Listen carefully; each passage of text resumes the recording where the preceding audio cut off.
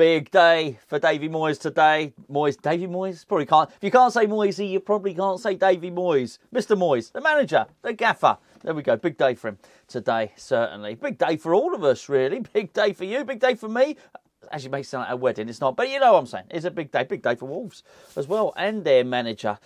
He got asked a lot of questions, didn't he, Moyesy? Let's be fair. A lot of questions, which you're going to get, actually. And under normal circumstances, I wouldn't quite have liked it, but because he doesn't get involved, he's not on social media, why would he be? And you don't see him or hear him in much apart from your podcast with his mates. You don't know if he's even aware that he's under pressure. I think he pretty much knows he is. As I mentioned on previous videos, the narrative sort of changed, all the noises coming out from other people in the club. So it's going to be a really interesting one. I think we win this. It almost, I mean, it goes completely away, but a lot of it dissipates. A lot of the pressure.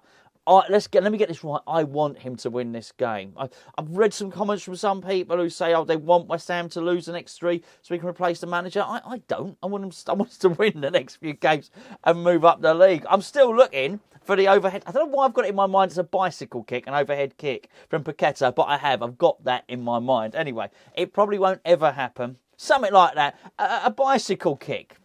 A Pochettino.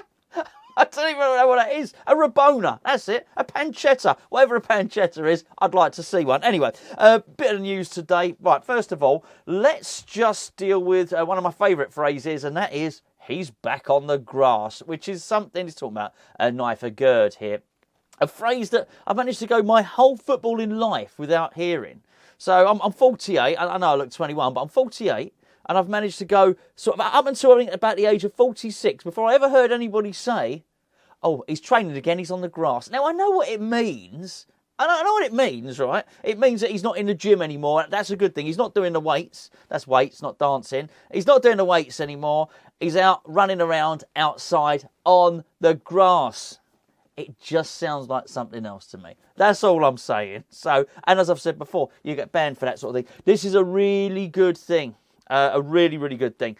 And this is another reason why I do want us to win this game, because the last thing I saw, I mean, it would be terrible for Moyes if Moyes got the boot at, like a game before his choice signing. The guy that he thinks can make his team tick, a Gerd with his long-range quarterback-style passing, before he gets a chance to play him. I want to see David Moyes' vision for the team.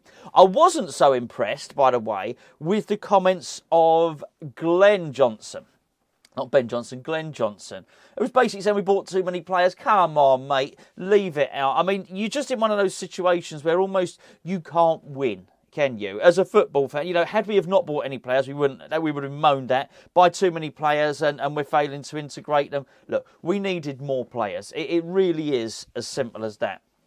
Okay, the next, I'm just dealing with the news stories at West Ham at the moment. I don't particularly want to talk about this stuff, but it's out there. Don't shoot me. I didn't make it up. In fact, I will tell you the person that you can shoot. Well, you can't shoot him. Anyway, first of all, let's deal with this. Frank McAvenny thinks that Declan Rice will go in January, or he thinks he can go in January. This is not the bit I don't particularly want to talk about. Okay, I mean, I find that unlikely. Why would we?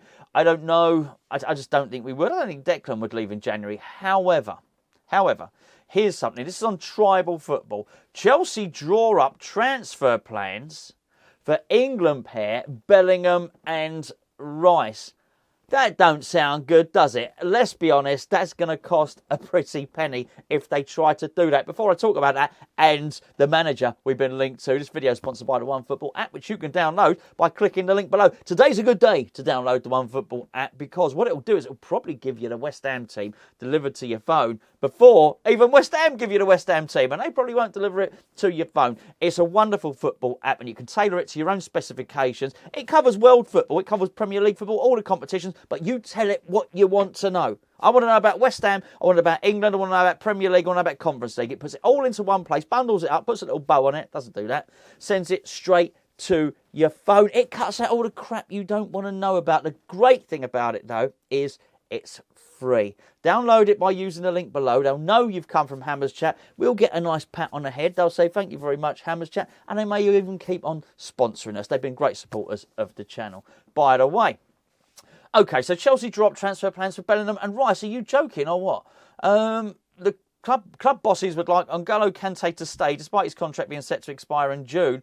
But the club board, Chelsea board, obviously have met, and in negotiations, they've decided that they want to let Jorginho's deal expire, basically. Possibly give Kante a new deal. Don't get that at all. But the Blues want to revamp their midfield by signing 2 England regulars. Borussia Dortmund star Jude Bellingham would reportedly favour a move to Real Madrid or Liverpool.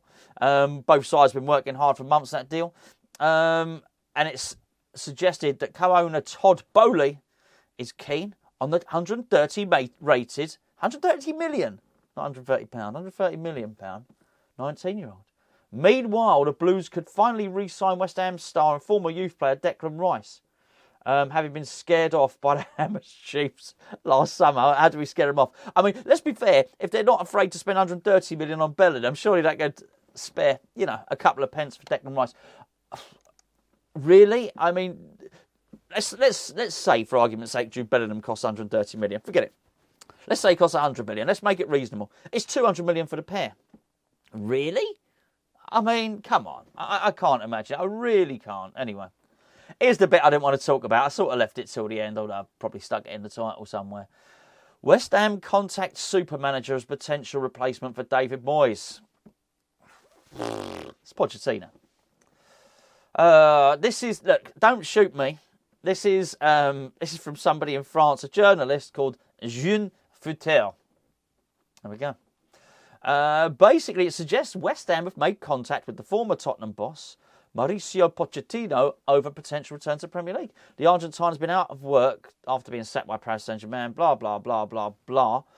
None of the huge clubs in Europe are likely to hire him anytime soon. Therefore, Pochettino may be willing to accept West Ham. Oh, no, I'll tell you what, whoever's written that article needs probably needs some diplomacy skills. It says West Ham would be the perfect fit for Pochettino, as he would be given time to develop a team to his liking. The club has money to spend in future windows, do we? And the fans would prefer his attacking style of play over David Moyes' pragmatism. Okay, I think that's fair for a few people, but it does make me laugh when sort of generic journalists try and give an overview of exactly what West Ham fans think. However, West Ham are unlikely to sack Moyes in the near future. There we go again. As he deserves some time after the job he did last season, particularly. If things get worse at London Stadium, could Pochettino be the man to replace him in the Hammers hot seat? Well, they started off certain, absolutely certain, and they finished the article asking a question. Look, Pochettino, good manager, right? Good manager. Not outstanding, but West Ham can't go and get an outstanding manager. We don't go and get Pep Guardiola or Jurgen Klopp or Ancelotti or whoever, right? They don't come to West Ham.